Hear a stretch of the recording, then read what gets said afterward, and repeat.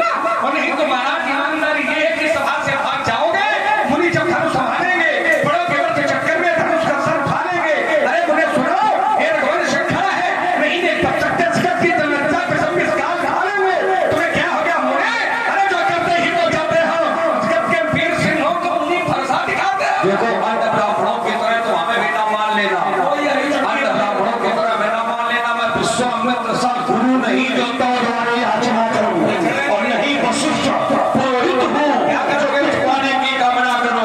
आरंभ में याचक हो प्रगति का, सब खोल खोलने का मत गाला, और रोज रोज कर वीरों का दल छोड़ छोड़ मत करा। देखो मेरा पीड़ता की जगह मारना नहीं तो क्या दिल में रहोगे भान, अरे अपने क्या दिल में रहोगे भान। अरे कौन किस से फेर खलाएगा, अरे कौन बताए सब लोग पर दिखाओ, जब सच का भीतर का फेर नहीं आएगा। है पड़ेगा माला जो दसरा चला से, तो पंडित जी तुम्हारी पंडित जी में खोल लग जाएगा। अरे ये नहीं करके पता चला सब लगाता हूं, क्या छोड़ने छोड़ना बड़ा आपको स्वयं के संग और भी करवाता हूं। दादा मान को विमान कमाते हो, बड़े बड़े पीर के छक्के चलाता हूं, बार पास से तुम लोग सलामत हो गए। दादा स्वयं के कुंड में आ गया,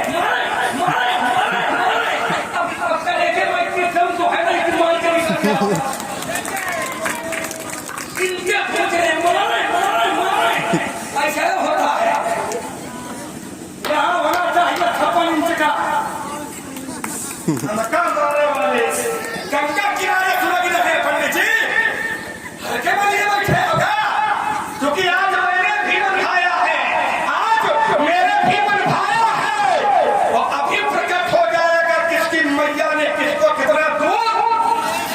देखो हमारे हर एक क्रिया में हमारा चैत्र छिपा रहता है। अगर हमने कहा मारे मारे तो इसमें भाव ये था कि आगे चल करके मैं कह सके क्या मतलब देश दोष समझ लोगों कटुवादी बालक पद जोगो, कोई दोष देने का हमें अधिकारी नहीं है, क्योंकि हमने पहले पूछ लिया मारे, इसलिए हमारे हर एक क्षेत्र में हमारा रहस्य छुपा हुआ है। तुम्हें हल्के में लगता है, सुमित्रा के सुंदर खिलौना समय का जाने तेरी अल्पाय उम्र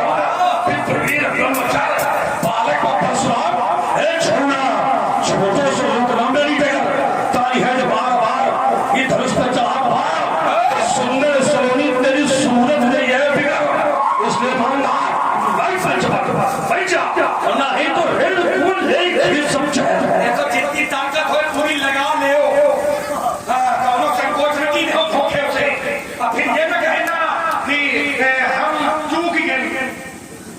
नहीं हमारा हाथ टुकड़ा ही नहीं है, पूरा अवसर है आपके लिए, क्योंकि मेरा जीवन है राशि ऐसा है वैसा है। ईमान पे चलो टुकड़ों में, ईमान पे चलो टुकड़ों में, कोई जनाहर को स्वीकार नहीं, मैं सच्चे पटकारा ही हूँ, बेसरता इस दिन को रात रहे, ये परवाह नहीं अगर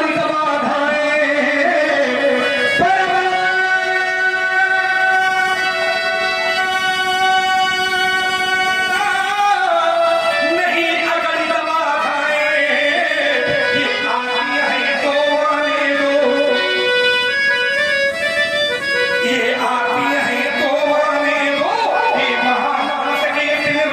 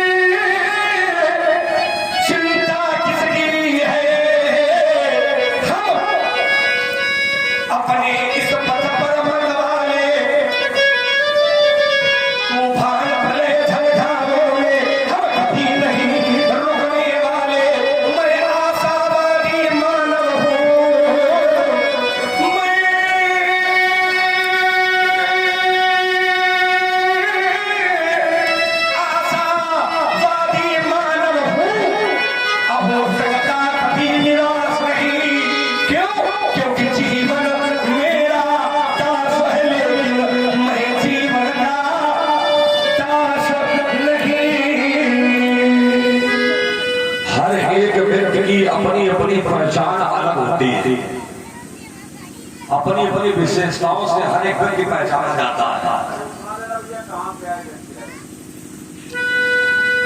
व्यास जी तब तक आप पद पढ़ दो, अगर ऐसी बात है। चलो तो कहने का अर्थ हमारा ये है, हमारी भी कुछ विशेषताएं इनको तुम सुनो।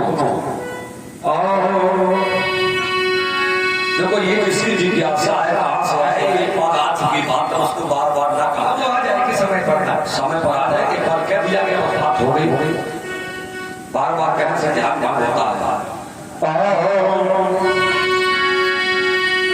ये अपने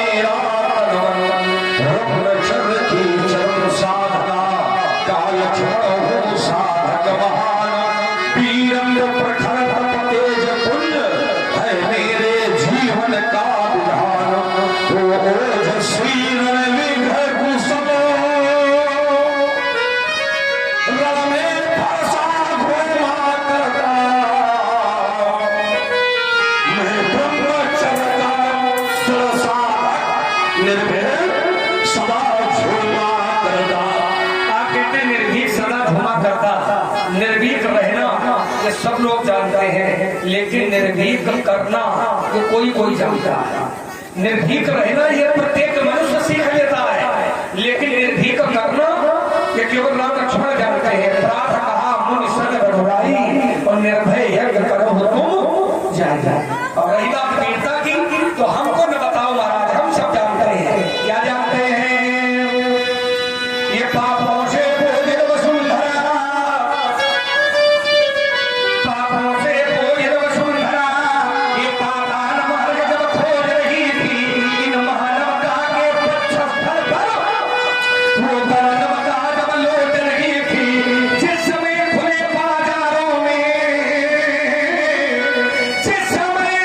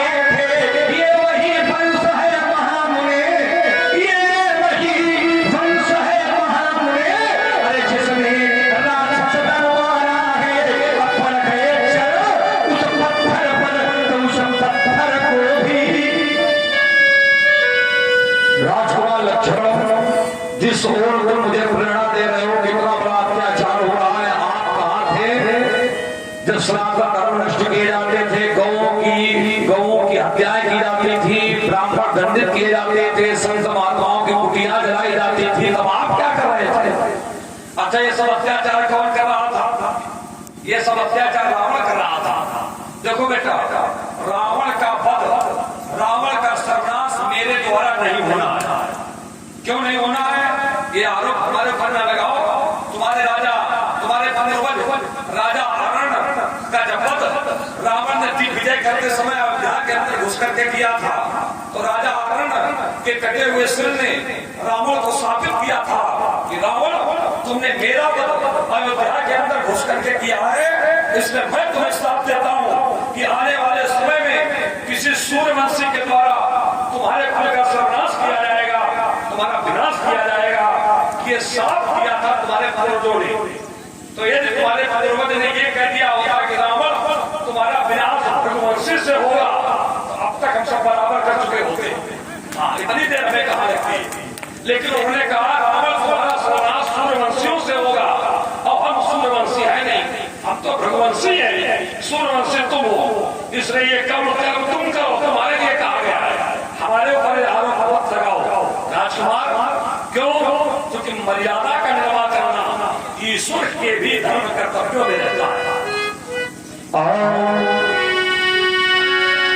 ये मर्यादा की रक्षा करना, मर्यादा की रक्षा करना, धर्म शास्त्र बतलाते हैं। मर्यादा के रक्षक बनकर भगवान धरा पर आते हैं। और ये जब जब हो धर्म गया तब तब प्रभु धरि विविध शरीर। क्यों? क्योंकि एक शरीर से ही सारे उद्देश्यों की पूर्ति नहीं होती है। विविध शरीर हर एक के बाद में सज्जन पीड़ा, इसलिए मर्यादा का पालन करना सब धर्म शास्त्र बतलाते हैं। मर्यादा के रक्षक बनकर भगवान धरा पर आते हैं। जिस दिन मर्यादा का बंधन इस वसुधा से उठ जाएगा, तब कौन किसे फिर मानेगा? जब कोई बंधन नहीं रह जाएगा, अजगो आरत की मर्यादा त्रैलोक पूज्य शिव प्यारा है। योगी होगा भी मानव हूँ, मानवता धर्म हमारा है। जब किसी समय इस वसुधा पर आज धर्म पर आती है, योगी मुनिजन की समाज संघर्षशील हो जाती है। निज शक्ति भक्ति तप बल का, निज शक्ति भक्ति तप बल का उस समय आश्रय लेते हैं। तब तक है रुकते नहीं कभी, जब तक न सफल हो जाते हैं विश्व धर्म की रक्षा का। यह हमें कहते आज धर्म की रक्षा का, आज धर्म की रक्षा का योगी भी एक सहारे। हमारे संकल्प को समझो, आज धर्म की रक्षा का योगी भी एक सहारे। योगी होकर भी मानवता धर्म हमारा है। अच्छा, मानवता धर्म हमारा है। ये तो गीत का उत्तर गीतों से होना चाहते हैं, लेकिन गीतों में भी आपने तर्क रखा दिया है, इसलिए मेरी भी मजबूरी बन गई कि ये तक गीतों पर तर्क नहीं होता है। लेकिन मैंने सवाल दिया था, तुमने मेरे ऊपर आरोप लगाया था, इसलिए मैंने उसका उत्तर दिया। आरोप तो इस गीत में ही आपने जो उत्तर किया, वो गीत दोनों अलग अलग है। भाई मानवता धर्म आपका है, योगी होकर मानो मानवता धर्म आपका है, तो मानवता धर्म क्या है आपका? कि रावण को आपको विरोध करना चाहिए कि नहीं करना चाहिए? अगर मानवता धर्म को लेते क्योंकि रावण के द्वारा मानवतावादियों के घर लूटे जा रहे हैं, मानवतावादियों के घरों में आग लगाई जा रही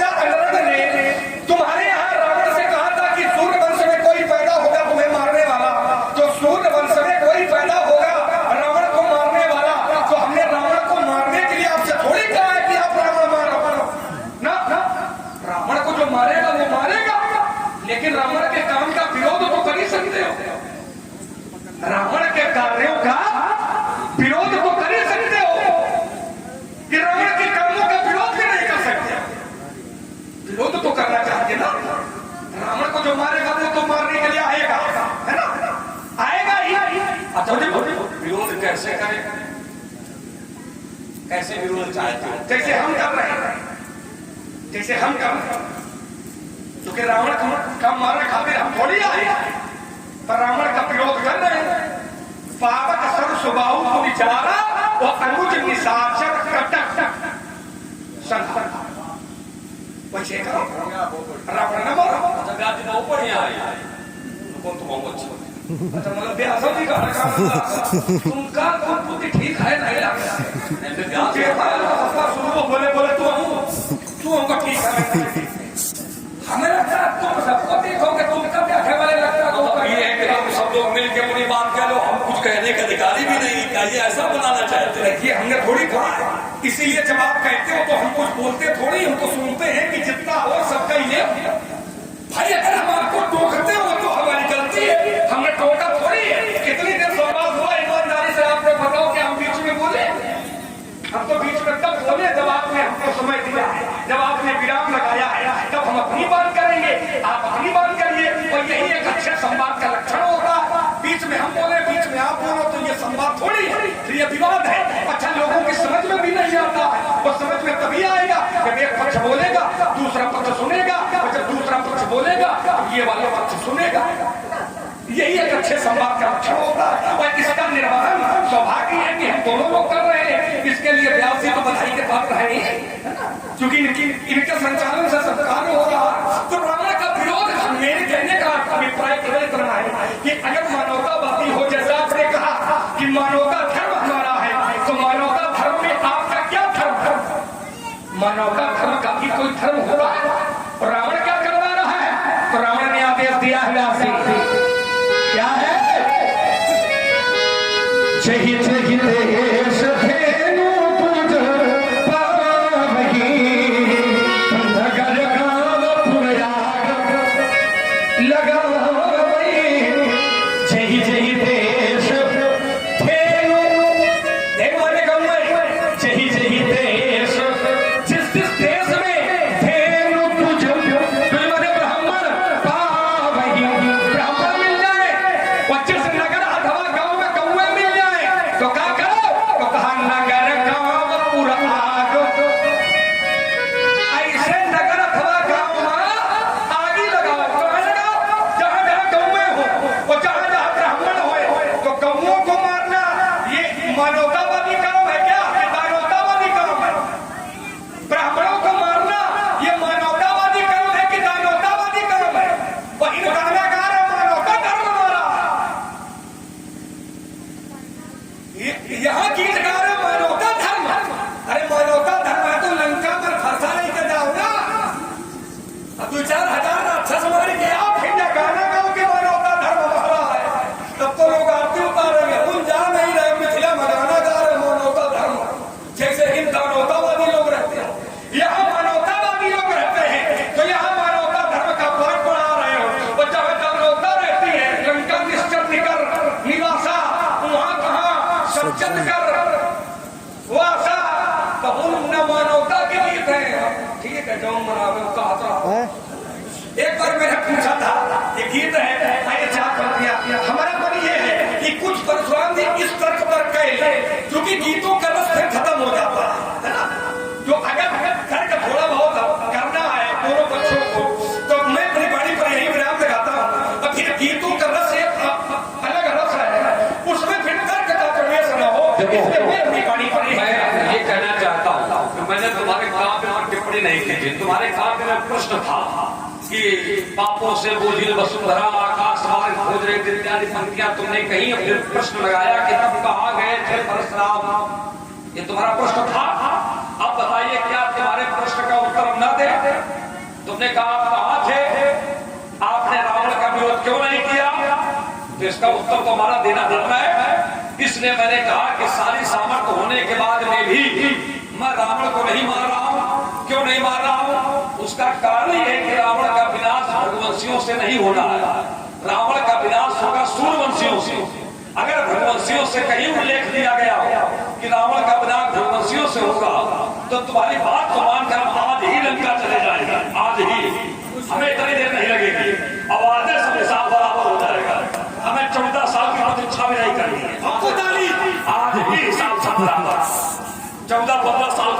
आज ही साथ बराबर। लेकिन समस्या इस बात की है कि ये कार्य तो लोगों का है, हमारा नहीं है। अब तुम्हारा काम है और तुम्हारा काम तुम्हें करना चाहिए। अब तुम आरोप लगा रहे दूसरे को, तुम कहाँ से काम लगा रहा है? काम तुम्हें सौंपा गया, अब तुम दूसरे पर आरोप लगा दो कि तुम कहाँ से बगैर रहा काम। अरे तुम्हें सौंपा गया है तो तुम उसको बनाओ। अब दूसरे व्यक्ति पर आरोप लगा देना कि आप खाने क्यों बगैर रहा, ये ठीक नहीं है। ये मैंने उत्तर दिया था और मैंने ये भी कहा था कि योगी होकर भी मानवता धर्म हमारा है। मानवता धर्म क्या है कि मर्यादा का पालन करना, सब धर्म शास्त्र बतलाते हैं। क्या है मानवता? मानवता ये कि मर्यादा का पालन करो, ये है मानवता। यदि मर्यादा ही ना रहे तो फिर मानवता कहाँ है? अगर मर्यादा ही खत्म हो जाए तो मानवता कहाँ रहेगी? मर्यादा का पालन। मर्यादा का क्या पालन? जैसे भगवान धरा पर आते मैंने कहा था, जैसे हिरण्यकशिप हिरण्याक्ष के भाई थे और दोनों भाई साथ पैदा हुए, लेकिन भगवान जब मारने के लिए आए तो दो रूपों में आए, एक से नहीं आए। एक तुम्हारा बारह बनकर और एक तुम्हारा नरसिंह बनकर। क्या भगवान नरसिंह बारह से इसको नहीं मार सकते थे? भगवान तो सब कुछ कर सकते थे, लेकिन इसको ऐसे क्यों मारा? क्योंकि उसका जैसा उसके निमित्त जो था, न दिन में मरे, न रात में मरे, न ऊपर मरे, न नीचे मरे, न बाहर मरे, न भीतर मरे, न मनुष्य मरे, न जानवर से मरे। तो जैसी उसकी व्यवस्था थी उसी व्यवस्था को व्यवस्थित करके भगवान ने उसे मारा। ये था उसके वध का निमित्त। अब वो व्यवस्था जब बनाई जाएगी, अब वो व्यवस्था क्या होगी? आइए थोड़ा संकेत तुम्हें किए देते हैं। त्रेता ब्रह्म मनुज तनु धरई, दास नारी निश्चर पटिहारई। चंद्रमा नाम के मुनि बता रहे हैं, उनको सब पता है। त्रेता ब्रह्म मनुज तनु धरई और दास नारी निश्चर पटिहारई। जब त्रेता युग में परमात्मा ब्रह्म मनुष्य का रूप धर करके आएंगे तब उनकी नारी का हरण रावण करेगा। उसके बाद युद्ध होगा, उस युद्ध में रावण और रावण के समस्त अनुयायी मारे जाएगा, ऐसा निश्चित है। तो रावण का कब मारा जाएगा? जब परमात्मा की नारी का हरण करेगा। हमें ब्रह्मचारी हम ब्रह्मचारी, वहां लगा नारी, बताओ कैसे? जिसका नियम उसके ऊपर लगाओ ना, उत्तर ले लो। हमारे ऊपर लगा रहे हो, अब उत्तर ले लो। देखो हमने पहले ही कहा था, उससे आप हट रहे हो। हमने ये कहा था रावण को न मारो ना, तो इसका भी उत्तर ले लो। अभी इसका उत्तर ले लो। जैसे तुमने कहा 2-4 राक्षस मारो, आपका बोले नहीं, इस संदर्भ में नहीं बोल पाते हैं। बोलना तो बोलो भाई। तो पहले से ये याद कर लिया करो ना कि मूल बिंदु क्या है। नहीं, मूल बिंदु ये आई ये हमारा नहीं, मूल यही था। अच्छा क्या है? आपने रावण का वध करने के लिए मैं नहीं आया हूँ। रावण का वध करने के लिए तो वो आएगा, त्रेता ब्रह्म मनुष्य धरई दास नारी निश्चर पटिहारई। तो जिसकी नारी का हरण होगा रावण का वध वो करेगा। तो हमने कहा रावण का वध न करो ना, हमने थोड़ी कहा था कि आप रावण का वध करो, लेकिन रावण के कामों का विरोध तो कर ही सकते हो। तो आपने कहा विरोध हम कैसे करें? तो हमने कहा जैसे हमने किया, तो कि हम ब्रह्म थोड़ी है, हम ब्रह्म नहीं है। मेरा अवतार ब्रह्म का अवतार नहीं है, लेकिन रावण का मैं विरोध कर रहा हूं। कैसे किया है? तो मैंने 60,000 पावक सर सुनाऊपुर जाना, वो अनुज निशाचर कहते, एक घटक निशाचरों का संहार मैंने किया। वैसे आप वो कर सकते हो, क्योंकि हम ब्रह्म नहीं है। ब्रह्म को तो ब्रह्म अवतार लेगा रावण को मारने के लिए, पर मेरा अवतार रावण को मारने के लिए नहीं है, लेकिन राक्षसन का मारा खातिर तो है। देखो इसका उत्तर ये है कि राक्षसों को मारने के लिए तुम्हारा अवतार रावण को मारने के लिए नहीं है, लेकिन रावण के अनुयायी से लड़ने का, युद्ध करने का जिम्मेदार है। क्योंकि तुम सूर्यवंशी हो, फिर बात हमारी वही आ गई। तुम सूर्यवंशी हो, तुम लड़ सकते हो, तुम्हारे भैया लड़ सकते हैं, तुम्हारे और भाई लड़ सकते हैं, लेकिन हम रावण के से युद्ध या रावण के अनुयायियों से युद्ध नहीं कर सकते। क्यों? सूर्यवंशी नहीं है। तो जितने लोग रावण से लड़े हैं राम जी के या उस अवतार के पक्ष में होकर के, क्या वो सभी एक ही वंश के हैं क्या? अब देखो ये रावण का भी, अरे नहीं, क्योंकि वंश जोड़ दिया है ना कि तुम भी सूर्यवंश के हो, इसलिए तुम लड़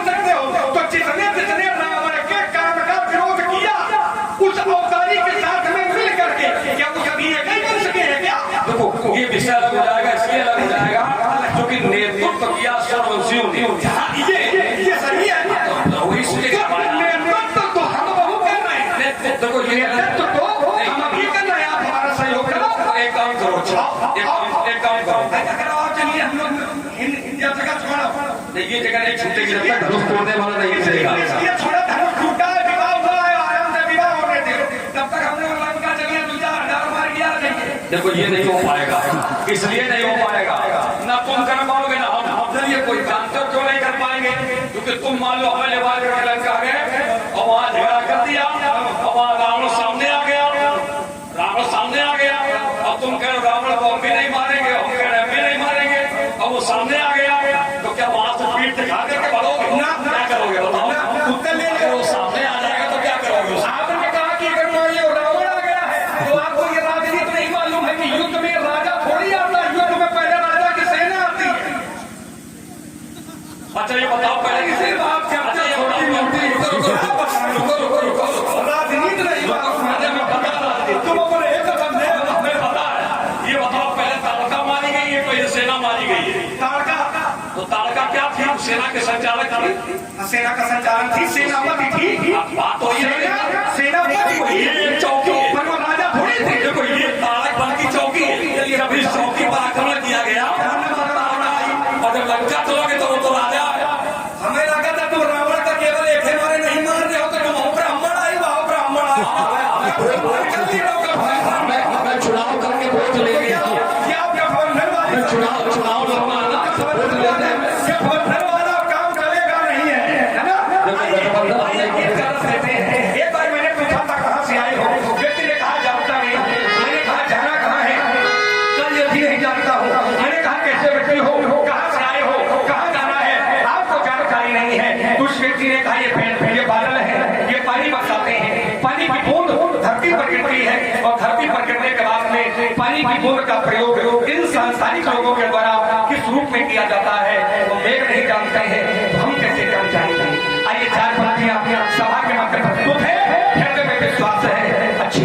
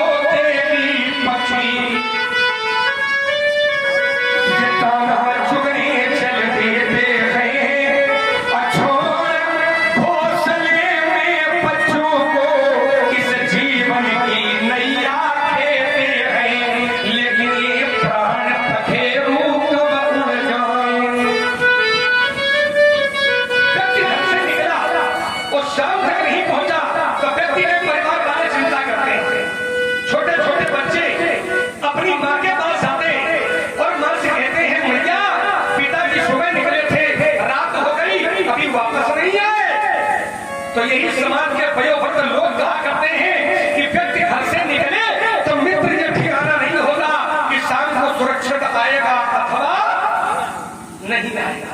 तो तभी तो कवि को कहना पड़ गया कि ये प्राण पखेरु जब उड़ जाए, ये उन बच्चों को मालूम नहीं और कौन बूंद मोती बन जाए, ये इन मेघों को मालूम नहीं। तो बन जाने वाली देखो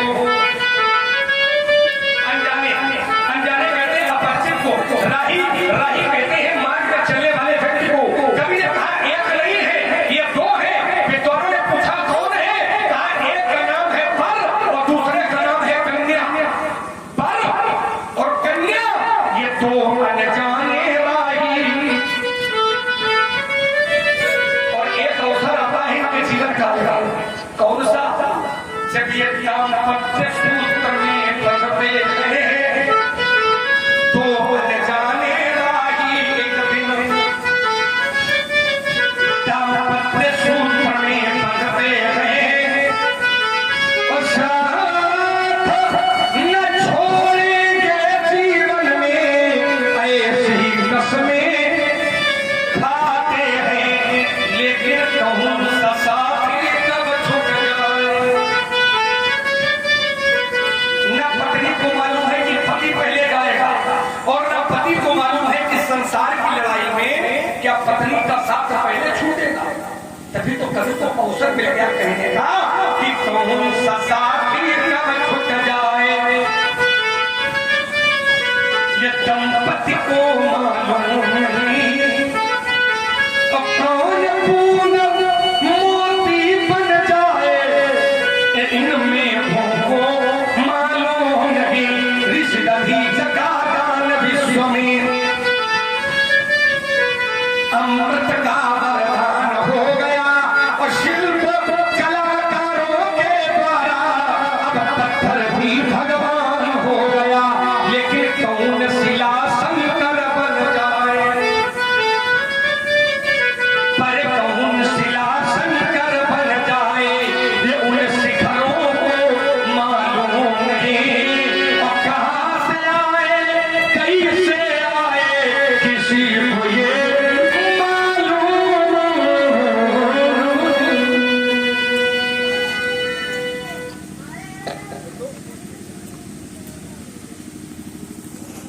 बड़ा सुंदर मानस में दिया गया है,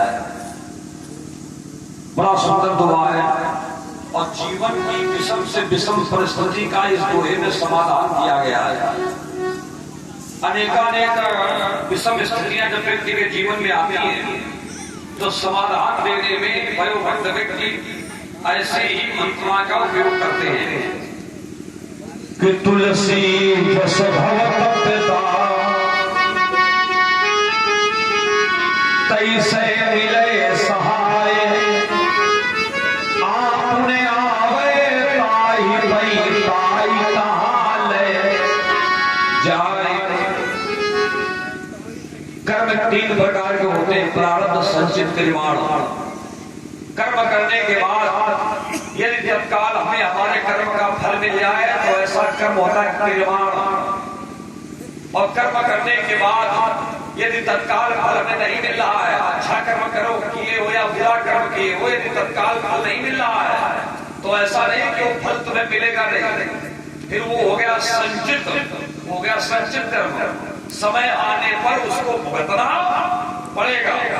और कभी कभी ऐसा होता है कि जीवन समाप्त हो जाता है लेकिन संचित कर्म का भी हम भोग नहीं भोग पाते हैं तो वही कर्म बन जाता है प्रारब्ध।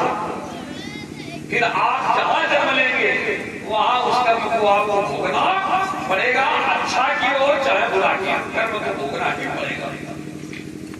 संसार के जितने भी संबंध है इन्हीं कर्मों के आधार पर मिलते हैं, प्रारब्ध संचित और निर्माण। बड़ा सुंदर दर्शन भागवत रहस्य में दिया गया है कि पुत्र के 4 प्रकार होते हैं। एक पुत्र होता है ऋणानुबंधी, एक पुत्र होता है शत्रुपुत्र, एक ऋणानुबंधी पुत्र, एक उदासीन पुत्र, एक सेवक पुत्र। अल्प शब्दों में बताने के बाद हम काफी की ओर बढ़ जाएंगे क्योंकि अच्छी समाज इसलिए चिंतन हमारा आ गया। ऋणानुबंधी पुत्र किसे कहते हैं? बहुत से पुत्र हमारे घर में ऐसे पैदा होते हैं जो बाल्यावस्था से ही बीमार रहते हैं और बड़ा हमारा लगता है। कभी कभी तो ऐसा होता है कि वो बालक रोग मुक्त हो जाता है और कभी कभी ऐसा होता है कि संबंध ही विच्छेद हो जाता है, रोग से मुक्ति नहीं मिल पाती है। तो ऐसे पुत्र घर में यदि पैदा हो तो समझ लेना ये ऋणानुबंधी पुत्र है। इस पुत्र का ऋण आपने लिया था और आपने उसको चुकाया नहीं था, इसलिए ऋण बराबर करने के लिए आपके घर में पुत्र बन होकर आया है। और जब ऋण बराबर हो जाएगा तो या तो बालक रोग से मुक्त हो जाएगा या आपके जीवन से संबंध तोड़ करके चला जाएगा। ये होता ऋणाबंधी पुत्र। एक होता शत्रुपुत्र, पूर्व जन्म का कोई शत्रु अपना बदला लेने के लिए हमारे घर में पुत्र बन करके आता है और कुल की मर्यादा चौपट कर देता है। बड़े बड़े वृद्धों का अपमान करता है, पिताजी का तिरस्कार करता है और वो व्यवहार करता है जो कुल के अनुकूल नहीं होते। ऐसा घर में अगर कोई दिखाई पड़ जाए, समझ लेना ये पूर्व जन्म का हमारा शत्रु है जो बदला लेने के लिए हमारे घर में पुत्र बन करके आया है। उसको कहते हैं शत्रु पुत्र। एक होता उदासीन पुत्र। उदासीन पुत्र कौन कि बहुत अधिक प्रारब्ध आपके साथ में नहीं जुड़े थे लेकिन पुत्र बन करके आया अल्प प्रारब्ध के कारण। तो वैसा पुत्र क्या करता है? ऐसा पुत्र ये करता है कि जब विवाह हो जाता है तो अपनी पत्नी अपने बच्चे लेकर के किनारे हो जाता है और तुम्हें किनारे कर देगा। ना तुमसे कुछ लेगा और ना तुम्हें कुछ देगा। ऐसी संतान दिखाई पड़ जाए तो समझ लेना ये उदासीन पुत्र है। और एक होता सेवक पुत्र। सेवक पुत्र क्या है कि यदि आप उसको बंटवारे में कुछ नहीं दोगे, उसका अपमान भी यदि आप करोगे, उसका तिरस्कार भी यदि आप करोगे तो वो यही समझेगा कि हमारे पिताजी हैं। अब जो कुछ उन्होंने किया इनका विषय था लेकिन इनका सम्मान करना हमारा धर्म है। ऐसा घर में कोई पुत्र मिल जाए तो समझ लेना सेवक पुत्र नहीं है। इस प्रकार से संसार में संबंधों की संरचना होती है। पत्नी हो, पुत्र हो, भाई बहन कोई भी हो, इन्हीं आधार पर मिलते हैं। अस्तु एक काव्य हमारा ले लो।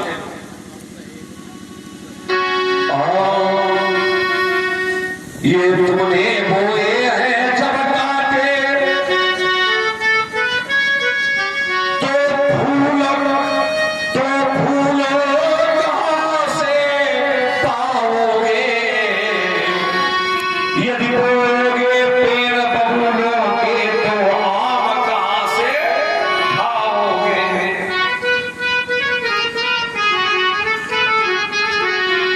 यदि चंदन हो तो समझ लो शीतलता का आभास मिले।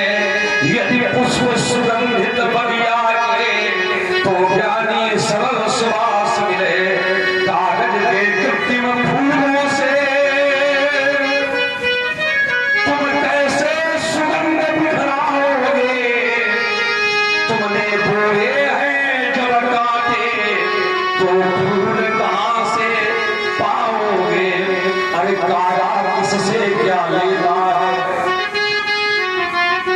और कोयल उसको क्या देती है? पर अपनी मधुर वाणी से सबके मन को हर लेती है। तुम बोलोगे कटु शब्द अगर, तुम बोलोगे कटु शब्द अगर तो सद्भाव कहां से पाओगे? और तुमने बोए हैं जब काटे तो फूल कहां से पाओगे? आपने गीत सुनाया, तुमने बोए हैं जब काटे तो फूल कहां से पाओगे? बोओगे पेड़ बबूलों के तो आम कहां से खाओगे? जीवन भर हिरण्यकश्यप ने बबूल का पेड़ बोया लेकिन जब खाने का समय आया तो मोक्ष को प्राप्त कर लिया। और वो मोक्ष मिला जो बड़े बड़े तपस्वियों को नहीं मिलती है। जीवन भर पाप किया, अजामिल जीवन भर बबूल के पेड़ लगाए लेकिन एक बार कुछ ऐसा कर दिया कि सीधे आम खाने को उसको मिल गया।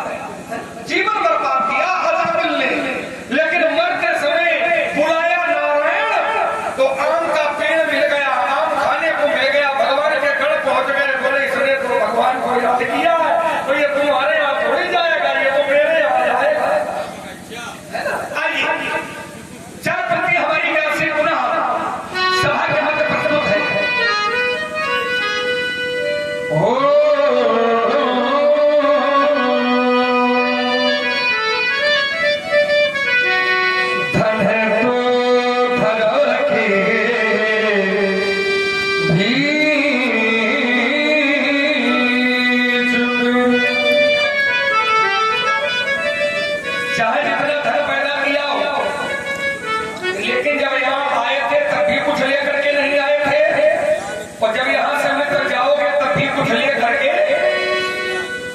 जाओगे?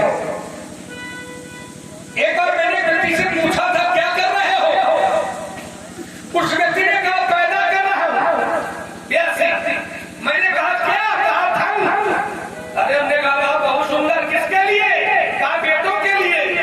बेटे बड़े हुए, वो भी उसी में लग गए। हमने कहा तुम क्या कर रहे हो?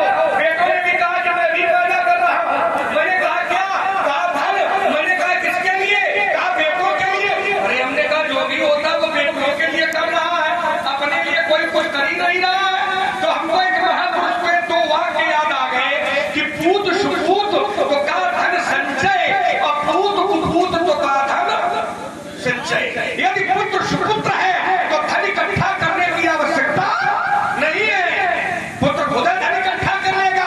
अगर पुत्र सुपुत्र है तो, अगर पुत्र कुपुत्र है तब भी धन इकट्ठा करने की आवश्यकता नहीं है, क्योंकि अगर कुपुत्र है तो तुम जितना इकट्ठा करके जाओगे वो साला पे साल लगा के आगी। इसलिए महापुरुष कहते हैं, क्या कहते हैं व्यास जी? धन तो धरा के बीच में सबका धरा रह जाएगा, पशु भी पढ़े रह जाएंगे, जब अंत का दिन आएगा। नारी नारी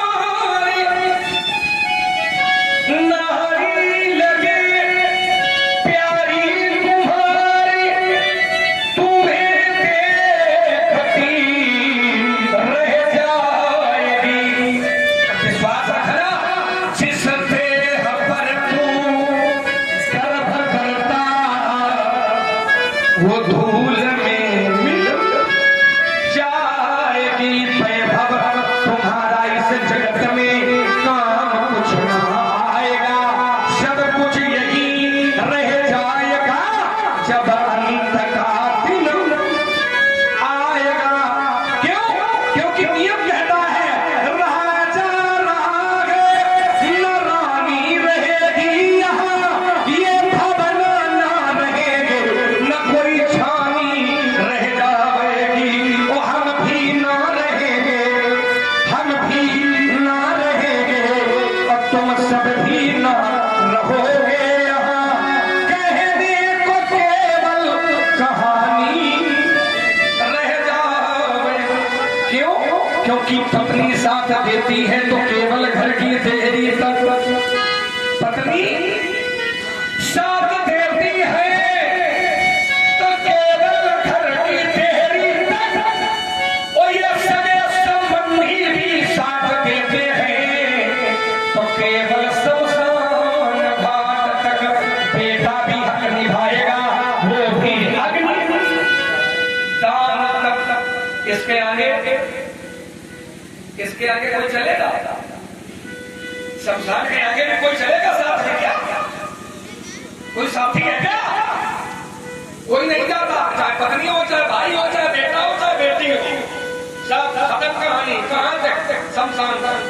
इसके आगे कोई साथी नहीं है, लेकिन हमने ढूंढ लिया है, हमने अपना साथी ढूंढ लिया है। आप लोगों से भी चाहूंगा कि आप लोग भी ढूंढ लो।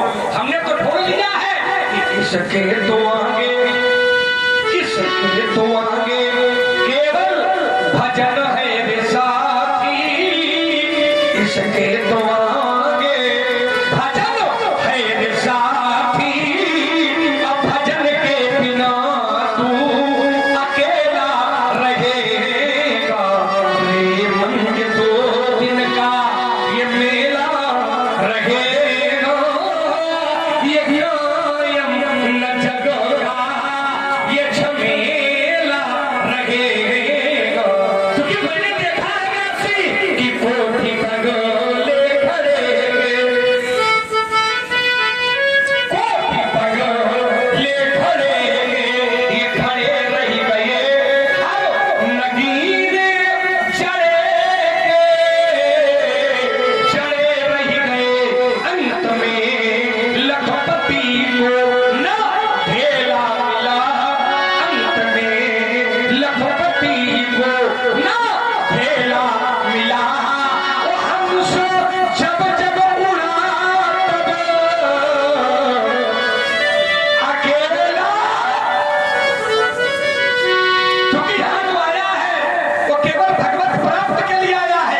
ये जो मैं कह रहा हूं अविनाशी, ये वो नहीं जान।